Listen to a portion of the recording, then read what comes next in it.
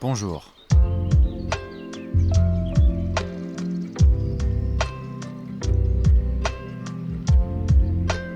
Palapipada.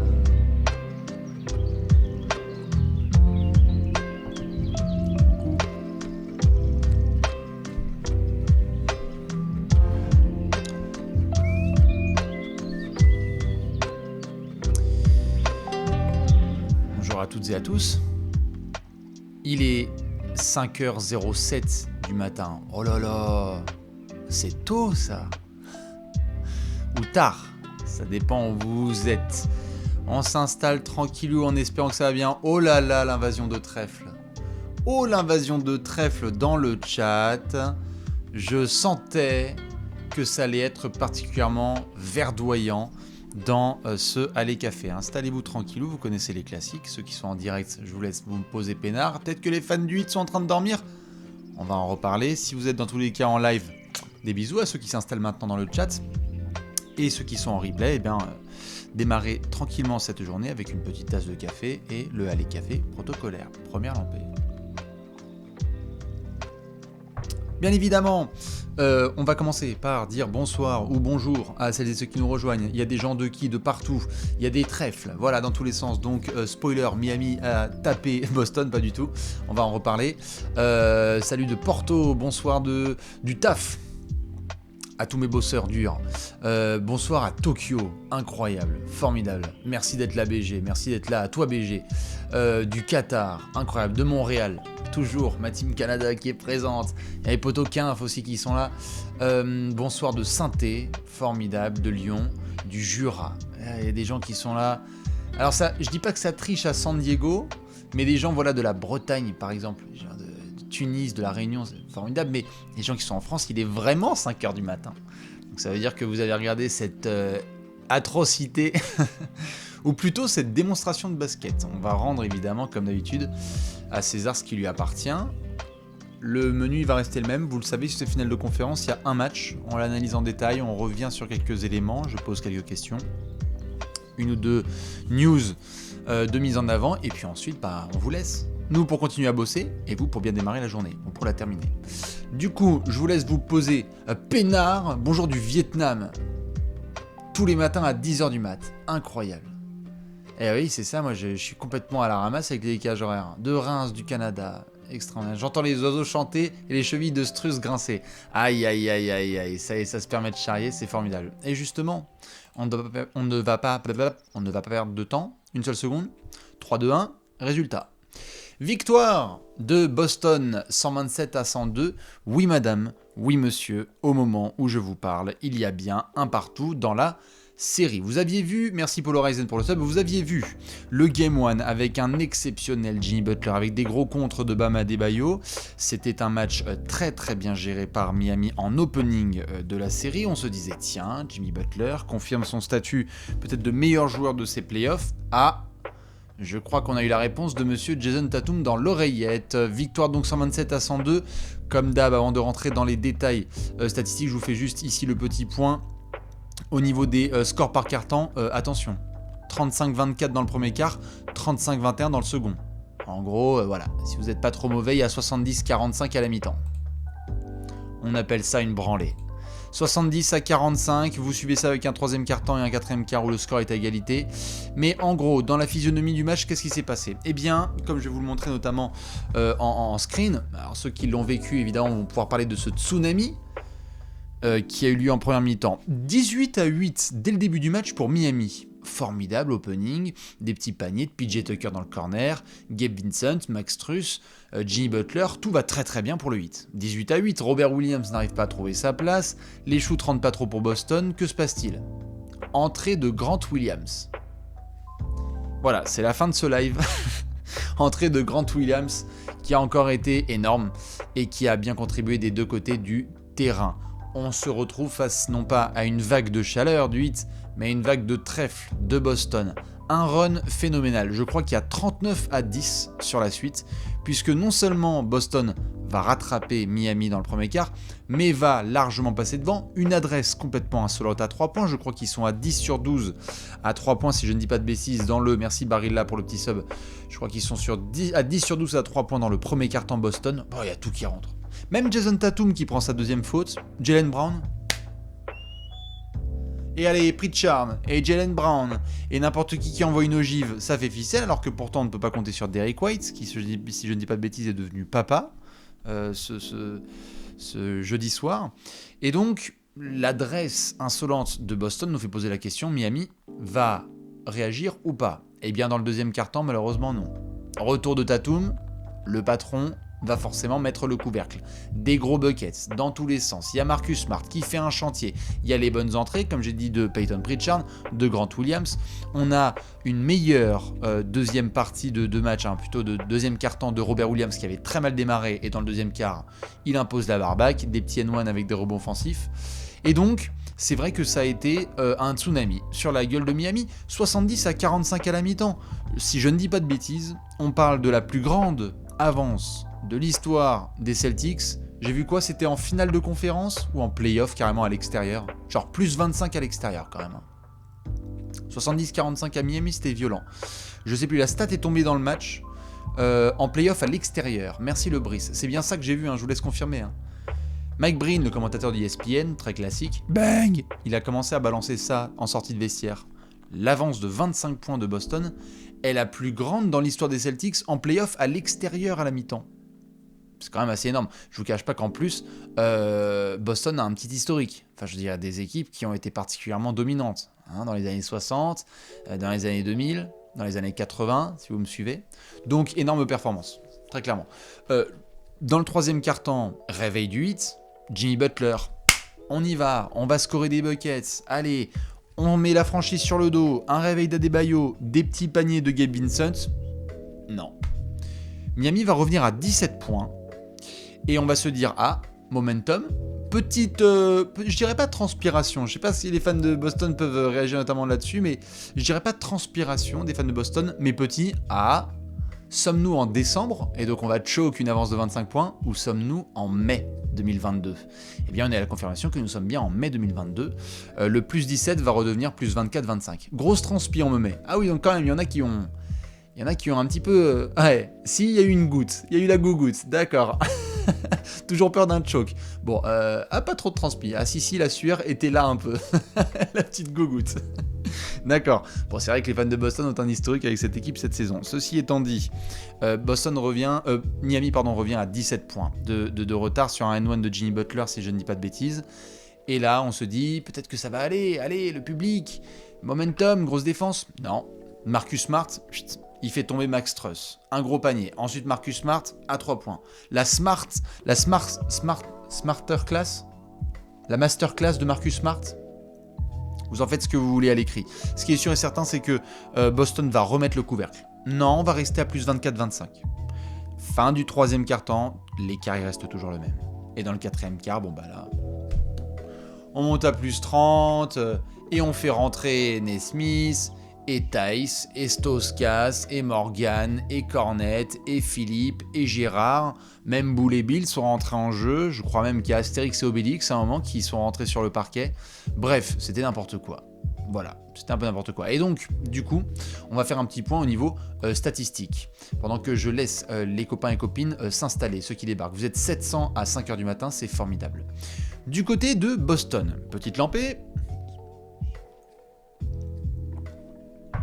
Impeccable match du trio Tatum, Smart, Jaylen Brown. Vous le voyez peut-être ici. Est-ce que vous voyez assez gros ou est-ce que je zoome? Je me posais la question l'autre jour sur les stats. Vous voulez un petit coup de zoom ou pas? Ou est-ce que c'est assez gros? C'est bon? C'est good?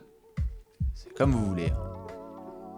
Puisqu'on va être ensemble pendant un bout de temps. Non, c'est bon? Parfait. Formidable. Allez hop. C'est bon, nickel. Super. Marcus Smart, impeccable. 24 points, 9 rebonds, 12 passes, 3 interceptions.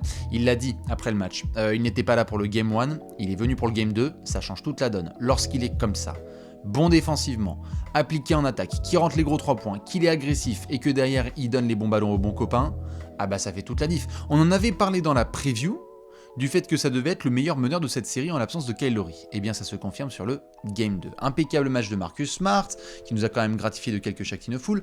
Jaylen Brown, 24 points, pas le meilleur marqueur de ce match, et pourtant, Dieu sait s'il a été important. Parce que comme je vous l'ai dit dans le premier quart-temps, lorsque Jason Tatum prend 2 fautes, c'est Jaylen Brown qui met Boston sur son dos.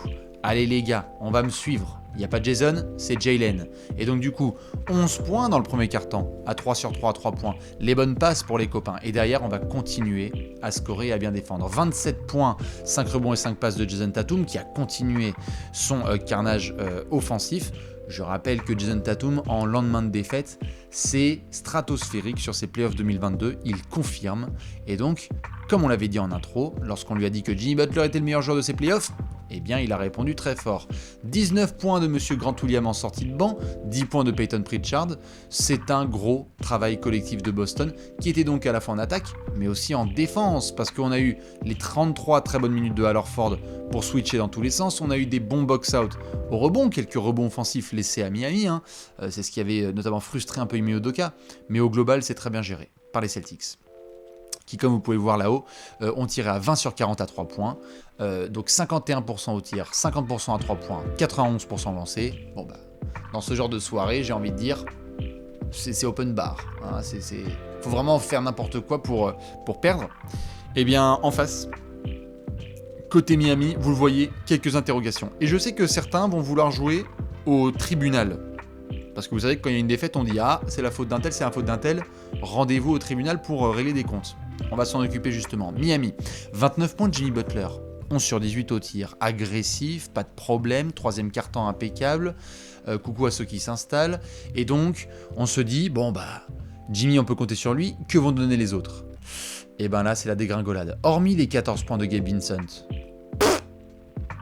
Rien, nada. Il y a 14 points de Victor Oladipo. Là, je vous le mets pas plus bas, mais voilà, il y a 14 points de Victor Oladipo. Il y a 11 points de Tyler Hero.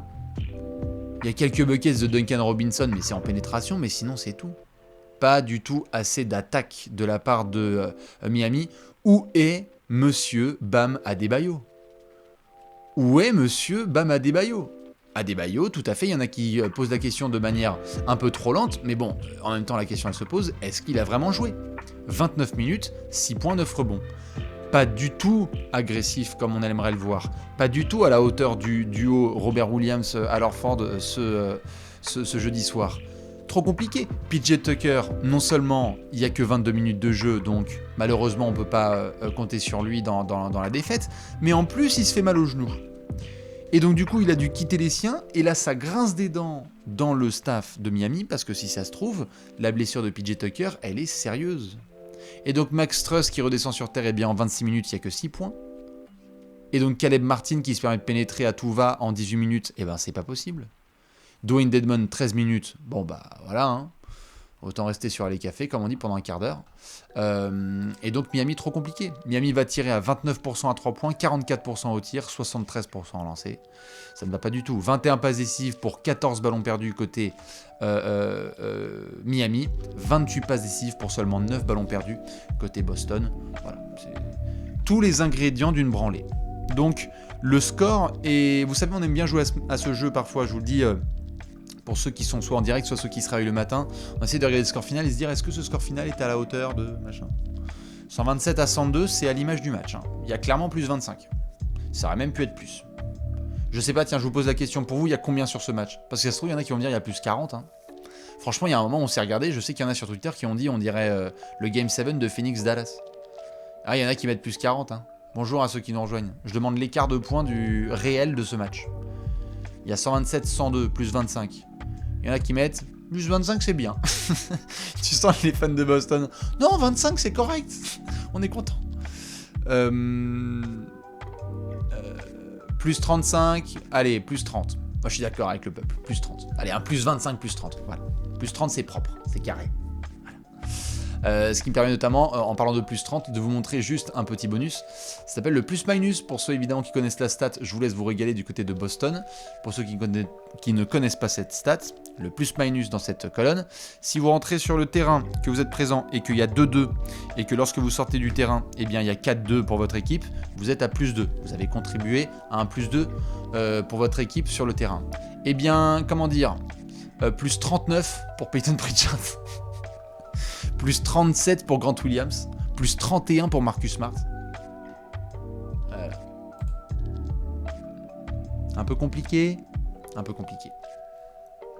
Du coup, comme d'habitude, vous le savez, j'aime bien vous envoyer des petits tweets dans la nuit.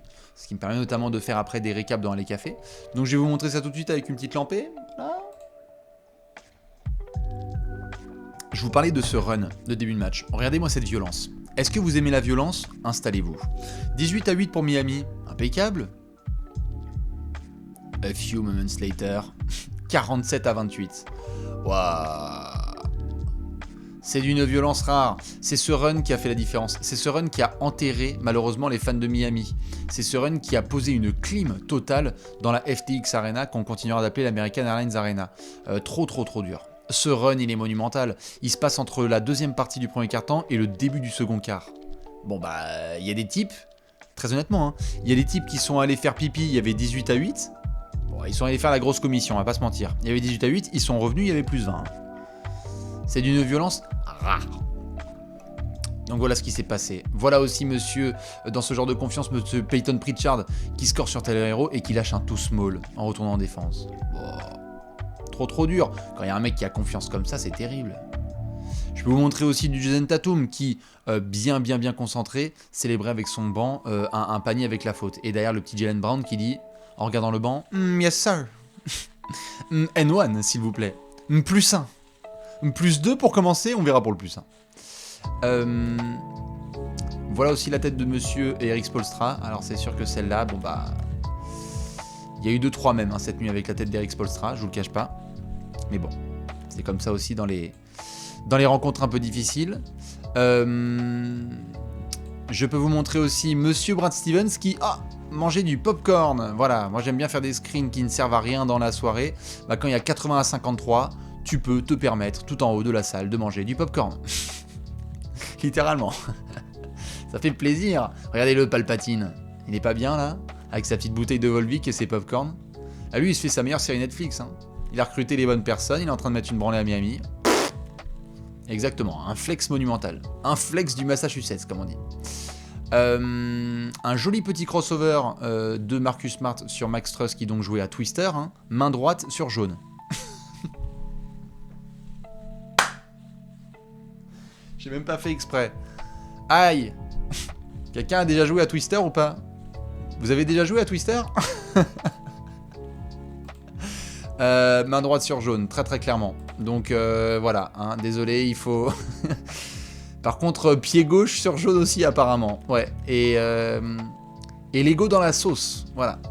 Donc ça faisait partie des grandes images de ce match. Je peux vous montrer aussi que monsieur Jason Williams était présent, meneur du Heat, champion en 2006. On avait aussi quoi, monsieur Pat Riley. Alors là, j'ai fait le screen au mauvais moment parce que l'autre, il avait les yeux fermés, mais en fait, il était tout à fait éveillé. C'est juste que les yeux fermés devant 98-73, voilà, ça a un peu de sens. Un petit gif de Kylori parce qu'on va en parler de monsieur Kylori qui ne joue toujours pas dans cette série, donc il va peut-être falloir parler du meneur de Sud-Plage. La stat envoyée par mon cher Arthur Baudin de la rédaction Trash Talk sur ses playoffs, Jason Tatum lâche en moyenne 35 points à 50% au tir sur les matchs d'après des fêtes.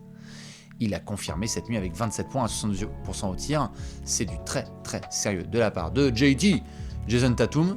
Et donc, la question que j'allais vous poser, elle est ici. Je vais revenir. La question que j'allais vous poser, elle est ici. Je vais vous remontrer le sondage. Nous sommes à 1 partout dans la série.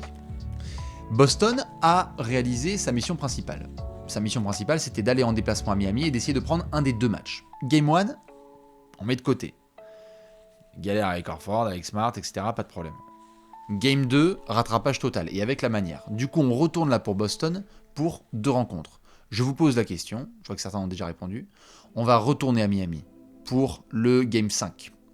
Dans quelques jours. Quel va être le score de cette série? 3-1 pour Boston, 2 partout, ou 3-1 pour Miami?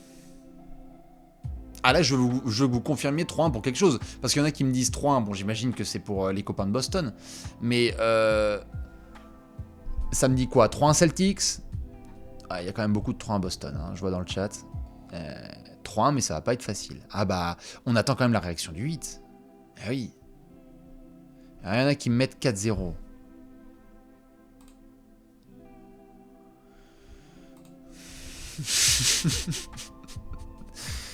Les trolls sont sortis. 3-1 Boston. Allez, 3-1 Boston, on va dire. Moi, je pense qu'il va y avoir 2-2.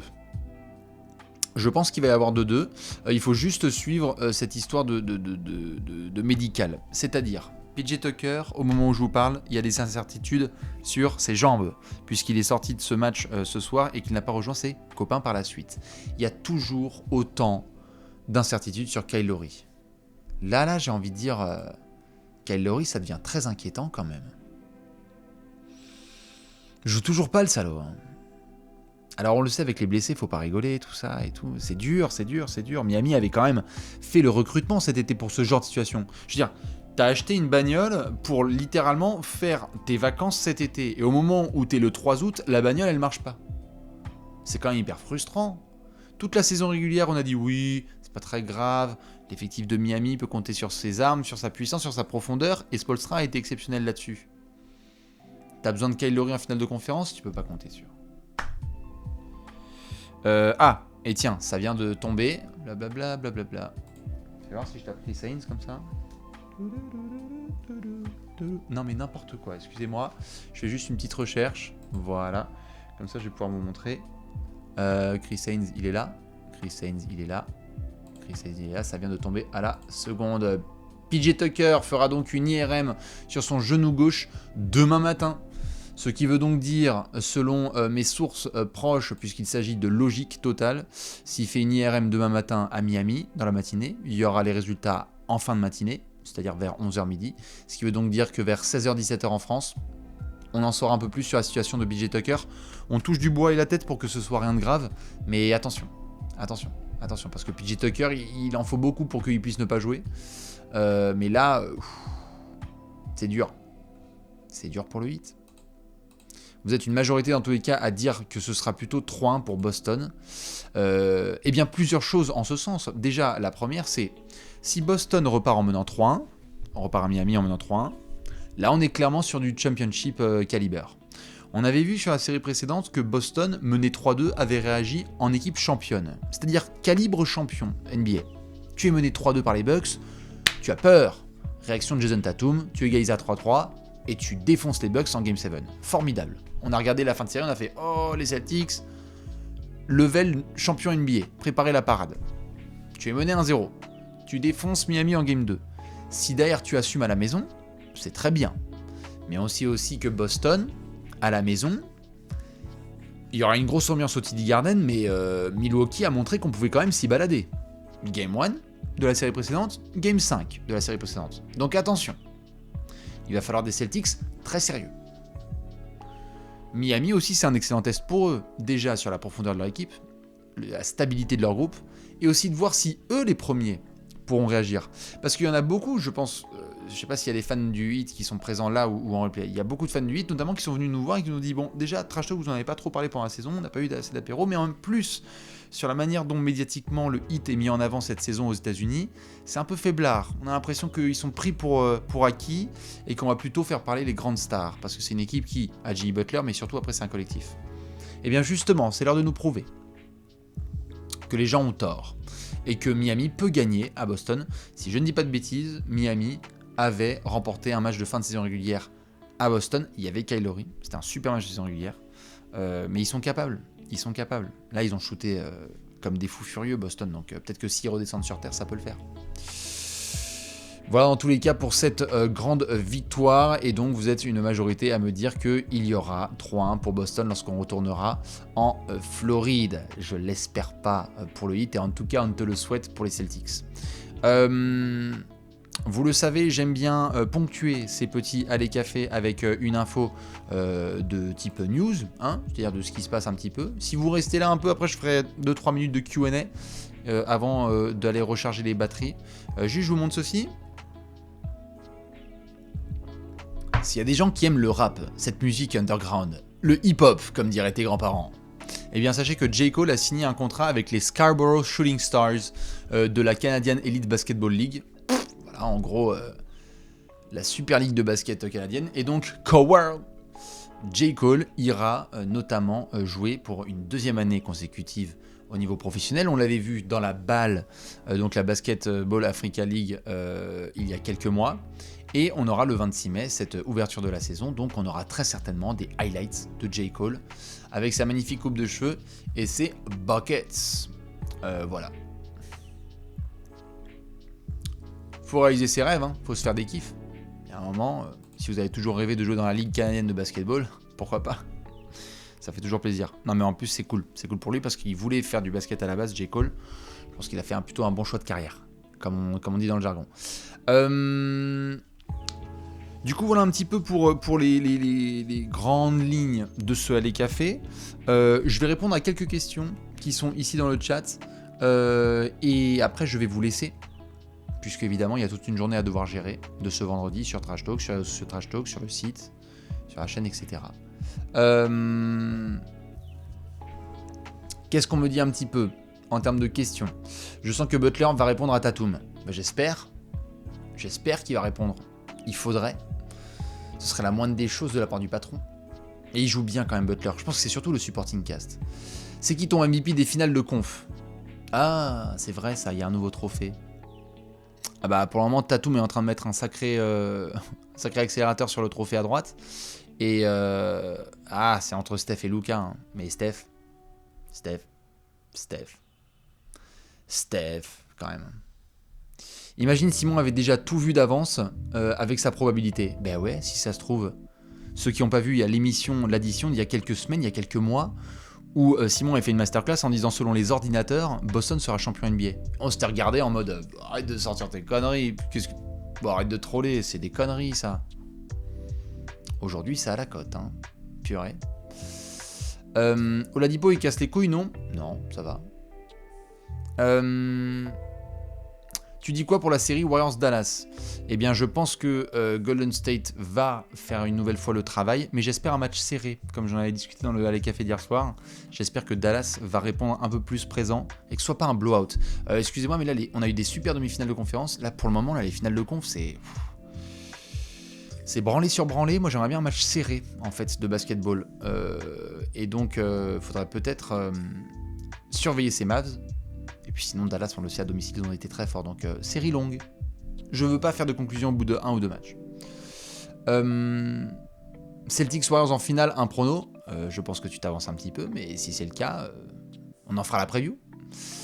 Tu penses quoi du statement de Chet Holmgren qui dit que dans 2 mois, ce sera lui le meilleur joueur de la NBA? Bah, c'est bien d'avoir confiance, mais il va falloir confirmer et pas juste parler. Ta finale de rêve, c'est avec quelle équipe? Ah là, en l'état, c'est les 2 équipes qui jouent le mieux au basket. Ah moi, vous me donnez Boston... C'est pas contre Miami et Dallas. Hein. Là, vous me donnez plusieurs matchs de Boston ou Golden State. Oh là là. Là, vous me donnez Warriors Celtics avec le niveau de ces 2 équipes, là, collectif. Avec les 2 défenses. Avec l'expérience. Avec les vétérans dans tous les sens. Oh là là. Moi, je suis giga chaud.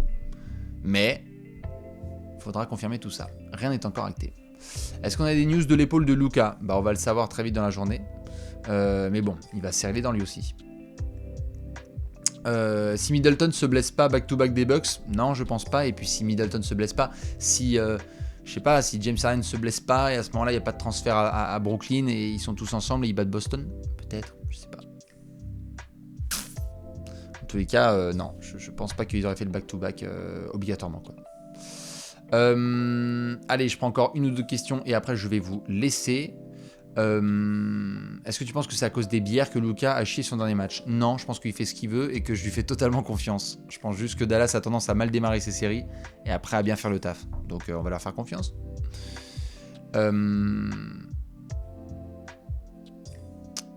Et allez, dernière question. Combien d'heures de sommeil en ce moment? 2 ou 3, ou 4, ou 5. Non, évidemment, il y a du sommeil, mais il y a beaucoup de choses à développer, aussi avec Trash Talk, et du contenu à vous proposer comme d'habitude. Donc, sur ce, justement, petite lampée, hop, protocolaire. Moi, ce qui va se passer, c'est que je vais vous faire plein de bisous. Merci à celles et ceux, les quasiment 1000 personnes qui étaient là ce soir en direct. Merci, comme d'habitude, où que vous soyez sur les continents du monde entier. La passion reste la même pour la NBA, donc ça fait bien plaisir. Je crois qu'on se retrouvera demain matin, normalement, pour un lait café. si je ne dis pas de bêtises.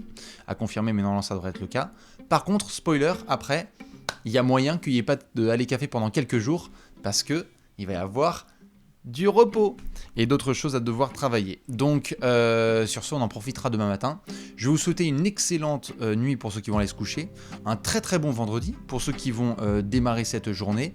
Profitez, tranquillou. Dites-nous ce que vous pensez justement de cette série. Est-ce que Boston va passer à 3-1 à domicile ou on aura un 2-2 avec un très gros match de Miami en déplacement?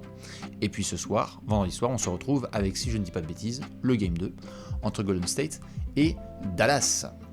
Voilà, je vous fais des bisous, je vous laisse en musique, comme d'hab. N'hésitez pas à aller sur le site de Trash Talk, sur les réseaux sociaux. Éclatez-vous. La vie est une fête, tout va très bien. Sauf pour les fans de 8. Des bisous, à la prochaine.